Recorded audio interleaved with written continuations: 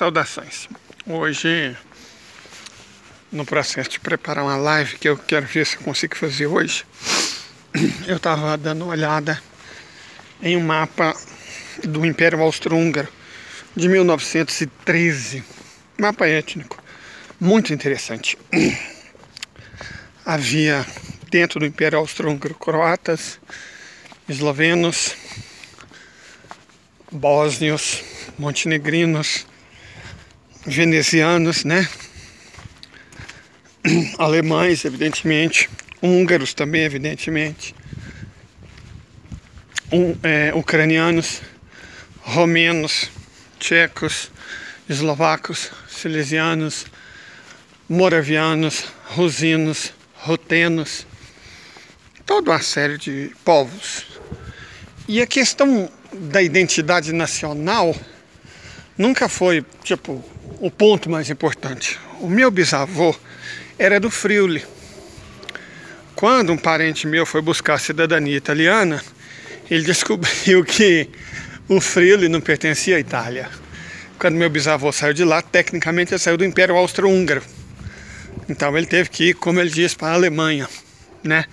E aí acabou não optando por cidadania ou qualquer outra coisa, porque pela lei austríaca, para você ter a cidadania de lá, você tem que renunciar à sua cidadania anterior. Ele preferiu se manter cidadão brasileiro. Mas é isso, eu tenho ancestrais na Itália. Não, eu não tenho. A Itália foi um país inventado.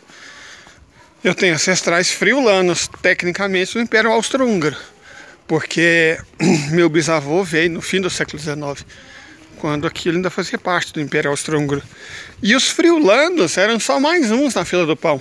Se você pega as minorias mesmo, além dos friulanos, você tem os ladino-dolomitas, os aramúnicos, os istro-romenos, certo?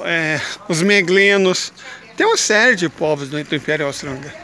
E a questão da nacionalidade, tipo, um país por povo nunca foi o fator preponderante na discussão do que era austro-húngaro, certo? Como eu disse, a minha família simplesmente não sabia que a gente não tinha ancestrais na Itália, porque para eles era muito simples. Você olhava o mapa da Itália, você via lá o Friuli, falava, bom, o Friuli pertence à Itália, então nossa origem é italiana, né?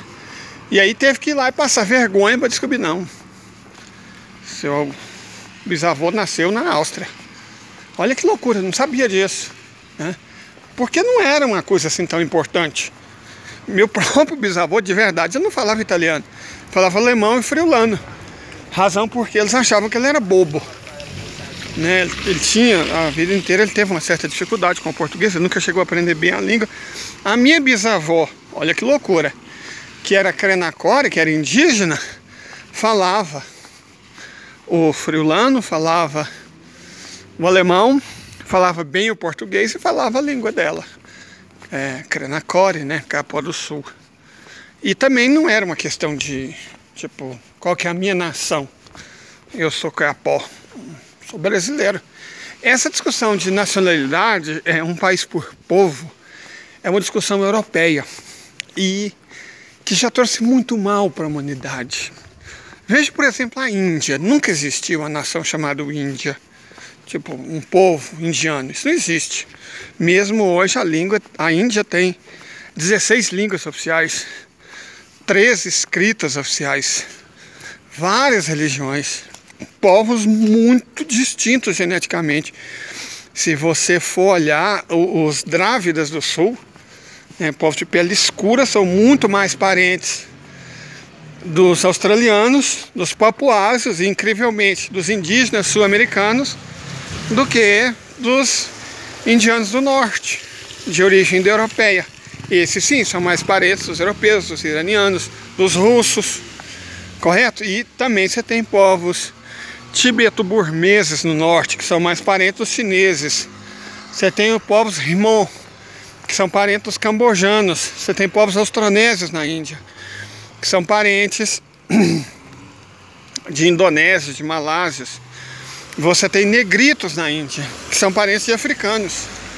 Então, assim, falando geneticamente, linguisticamente, E isso não é um problema para a Índia. A Índia não vai se dividir em tantas nações quanto povos que existem lá. Isso é uma bobagem, sabe? Uma bobagem. Essa tentativa de raça pura, essa tentativa de Ein Reich, ein Volk, ein Führer. Cara, isso é uma bobagem, e claro, é uma bobagem europeia, né? Bobagem muito europeia. As primeiras referências que a gente tem dessa necessidade de pureza, a gente vê claramente entre os gregos.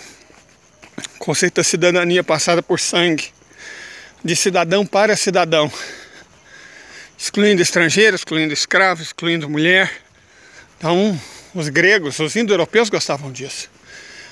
Siddhartha, mais tarde cognominado o Buda, foi príncipe por pureza de sangue, né? Ele era o mais puro entre os puros, o mais ariano dentre os arianos.